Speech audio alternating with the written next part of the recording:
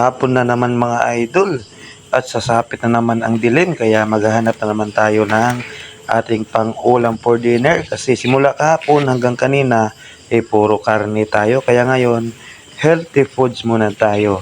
Ito muna yung lulutuin natin mga idol, ginataan na talbos ng gabi o abalong kung tawagin dito sa amin. So tara mga idol, let's go!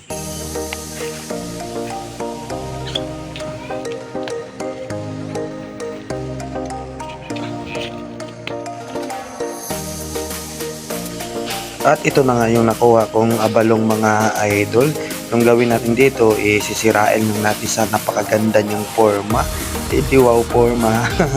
Yan mga idol, parang ibaluktot lang natin mga idol o itali natin yung sarili niyang sanga sa kanyang dahon mga idol para mas the best mga idol. Kasi ito mga idol, hindi na natin kailangan tong balatan kasi ito ay talbos lamang at malambot lang to mga idol.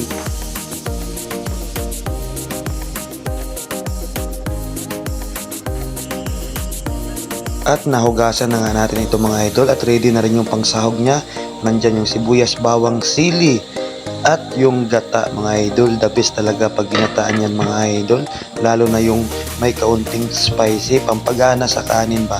Kahit bahaw lang yung kanin natin yan, siguradong mabubusog ka talaga at gaganahan ka talaga sa pagkain. Pag ito yung ulam mo mga idol, pero depende sa inyo yan.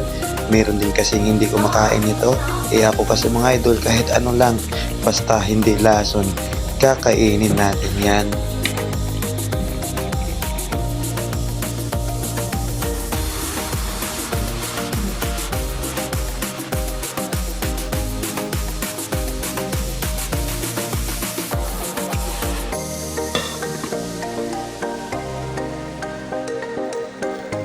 At syempre mga idol, para lalong sumarap, lagyan natin ng paminta, magic sarap at asin mga idol.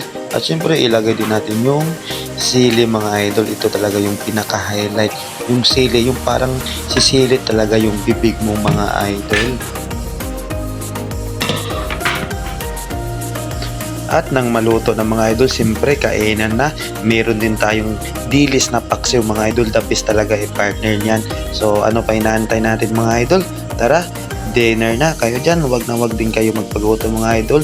At wag kayo mag problema kung wala kayong budget pang ulam nyo. Dyan lang sa mga tabi-tabi. Basta wala lang kayong pili at madiskarte kayo. Walang gutom na mangyayari mga idol.